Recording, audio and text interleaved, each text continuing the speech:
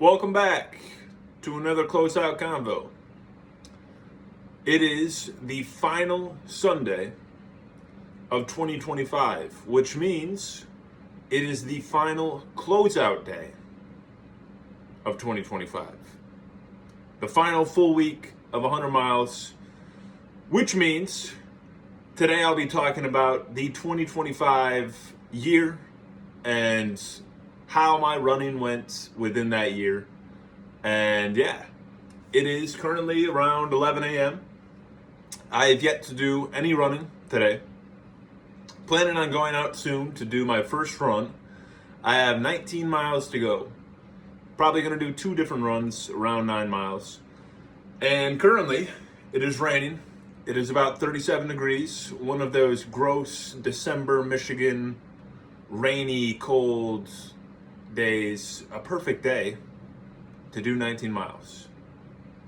So, we'll see how that goes. But today, mainly talking about the year in review.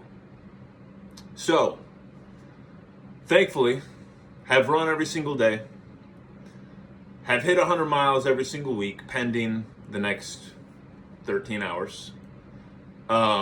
But I always, when I get to the end of the year, at least the last 7 years now, I always feel thankful that my body was able to get me through all of the running that I did. All of the challenges or challenge attempts, all of the late night runs, early morning runs, runs where I didn't want to go out there, runs in bad weather, and thankfully have faced no major injuries, knock on wood. But yeah, whenever I get to the end of the year, always feel very thankful and excited as well for the next year. But I feel like with most people, the new year is a time of reflection, which is what I'll be mainly focused on today. Specifically, the challenges. I talked about it a little bit in the last video when I made the Closeout Convo return after a month hiatus. But gonna go into just a little bit more detail about each one, and I think I'm gonna rank each one. At least the top 3. So, number 1, or I guess first month, January, all the way back in January. This is when I was still at Adrian College. And I decided I wasn't going to have too difficult of a challenge, but I was going to do something that I don't normally do, which is run fast at the Hillsdale track, doing the Hillsdale Mile. I did it against Chris and Jimmy. Did end up beating both of them, but did not run quite as fast as I was hoping. I think I was like 450. I was like mid 450s, 453, and that felt hard. Weirdly, and I knew this would happen, I didn't like feel tired at the end, just because like I don't have like a max speed. I don't know how to explain it, but I don't have like a max speed where like I finish and I'm like just on the ground done, because I built myself to be, I can run far, but not not necessarily at like a top speed, so not, I got the aerobic capacity, not necessarily the anaerobic as much anymore. But that one was really fun. Not an intense challenge at all, just a mile, 8 laps on the 200 meter indoor track. But then, February challenge. I decided I was going to do 42 miles on the treadmill. 2 years ago, in March of 2023, I did 161 laps on the track to get to 40 miles. And so I did something similar, where it was just, same thing over and over. So on the treadmill, I took several breaks. Caleb and Tim were there to crew for me, which was nice of them. And they got me pizza as well. I started at 5:55 p.m. and finished at 1:13 a.m. on February 5th. So it took me just over 7 hours to do 42 miles. That one was fun. Very satisfying. Just because I had in December of 2024, the Run Across Michigan kind of blew up in my face. just because of the snow, and like I wasn't mentally ready for it. And so that one was a little bit of redemption, the treadmill one, because it was an actual like running far challenge as opposed to the Hillsdale Mile. And then in March, up to this point, I had never run 50 miles. But I had entered a 50-mile race in Ohio. My mom and I drove down there, stayed at my cousin's house, and I started, I want to say I was like mid-7s, 8s. And then by the end, after about 35, which has been my threshold in the past, it really kind of fell apart. I think it was actually more around 30, where I started to have to take more walking breaks. I just didn't feel great this day, but I was very determined to just get to 50 miles because that was really my only goal. I didn't really care about the time. I just wanted to know that I could do it. Even though I had already done 49.67 during the 100-mile attempts, I just wanted to get to that number. And I pulled it off, thankfully. Then we get to April, where I did the Boston Marathon. Xander drove out there with me and spectated. He was only able to spectate one spot because his bike broke down, but that's a different story, Xander's story. And meanwhile, I'm of course running. I run the first half in 1:24. I was just trying to appreciate the spectacle of the Boston Marathon because it's obviously the most historic marathon that we have in the US, probably the most, acclaim to any marathon that we have.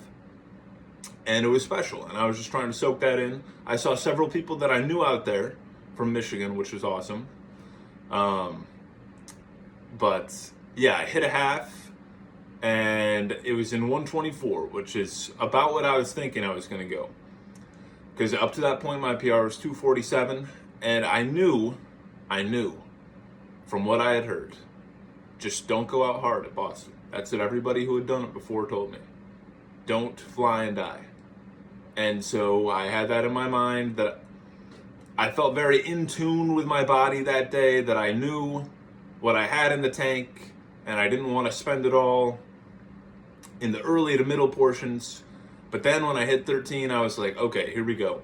Started doing low sixes, ended up splitting a 1:20 the second half. So 1:24, 1:20. Was very happy with that. I was flying by people from about 14 to 22. Flying by people. And yeah, that felt good. Going Heartbreak Hill, a little underwhelming. I thought it was hyped up to be, a challenge to overcome within the race. But I didn't think that it was that bad. Just my opinion. That, I would say, was my number 2 challenge of all the challenges that I did this year. We'll get to number 1 later. But number 3, I would say, was May. I've talked about the December challenge already in this video that I failed in December of 2024, but I resumed it in May of this year, spreading it out across about 11 days. 4 days of an average of 34 miles, and ran from Kalamazoo to Marshall on day 1, then Marshall to just east of Jackson, day 2, then Jackson to Jackson to Milan, pretty much, and then Milan to Lake Erie Metro Park. That one was awesome. I was lucky to get pretty nice weather throughout the whole thing, and yeah, it was a good redemption story. I didn't feel like it drained me too much because I had 2 days in between at least each day, or each, time. So that was good. And then we get to the Maryland Marathon, which I drove to by myself. And, a variety of people crewed for me in the May Challenge. Matt, Bram, Brittany, Colin, all crewed for me, thankfully. And yeah, June Marathon, Maryland drove down there solo.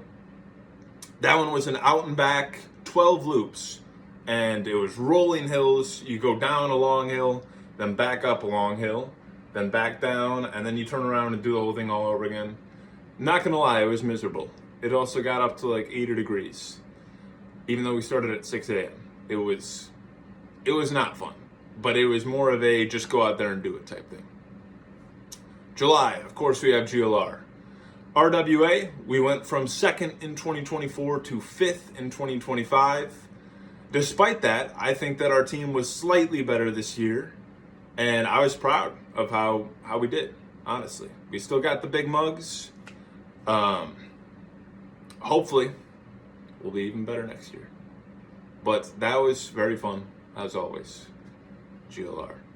And then August, this one was a contender for number 3 against the Run Across Michigan, sneakily, because I didn't think that it would be that difficult, which it wasn't necessarily hard, but it was very fun. I would say maybe the most fun.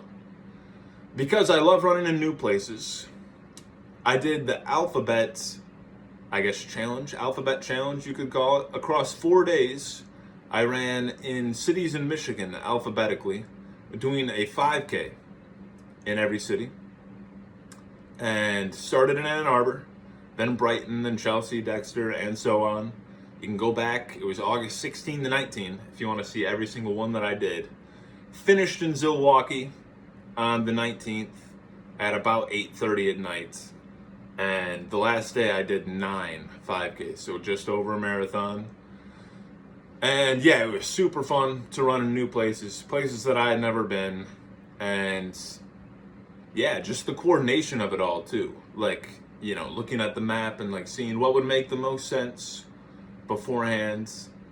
Planning that out was fun. Then September, flew down to South Carolina, did another marathon. Was late to the start for that one because they changed it and I missed the email for that. Had I not missed the start, I would have gotten the course record, which was a little bit sad, but at the same time, like the Maryland Marathon, it was more about just going down to do it and sort of check it off the list. But still had fun with that. It was my first ever trail marathon, so that was neat, but a little disappointing that I missed the start. That one was weirdly not as hot as the Maryland one in June. I thought that one was going to be miserable because it was supposed to start at 8:30. Ended up starting at 8, but it wasn't too bad. Then we get to October. This one was the one that was circled for me at the beginning of the year. I decided that I was going to do it in this week in, I think, last year at some point, 2024. After I had failed to run from Spartan Stadium to the Big House in June of 2024, I decided that I was going to attempt it again in October when we should have more long distance running type weather. I was hoping for, 45, 50. And that's about what we got. But I reversed the direction after a Strava vote was held.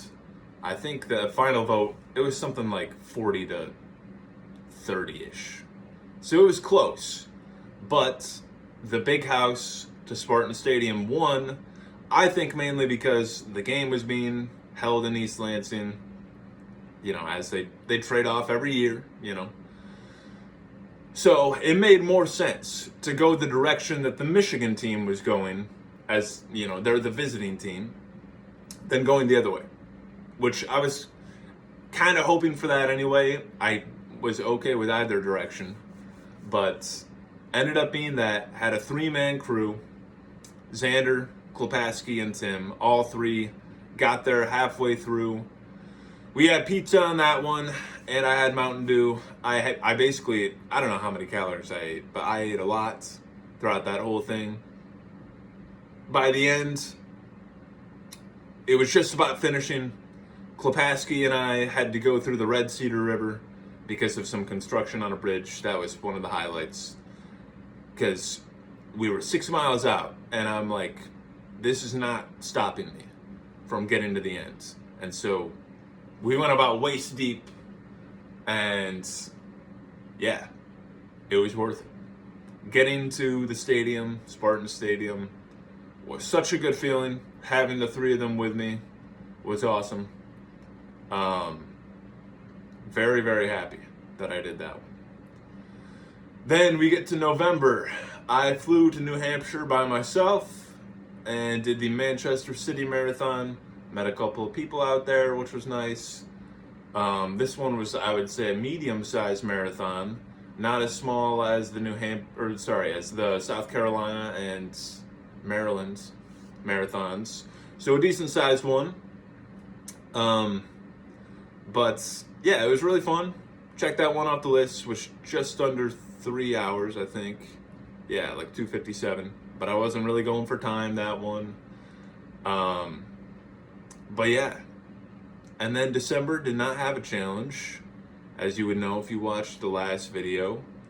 Just because first the weather, and then I decided I could use a break. Because all 11 challenges, as I've just laid out, overall went very well. I would call it a success. Next video, I will be getting into what my plans are for 2026 running challenges. Of course, the 100-mile week streak will continue. But if you're seeing this on Strava, I appreciate all the kudos. I appreciate you if you stayed this far to listen to all the challenges in review. Yeah, thanks for following along. We will continue on this running journey together. And next week, 2026 preview. So I'll see you then.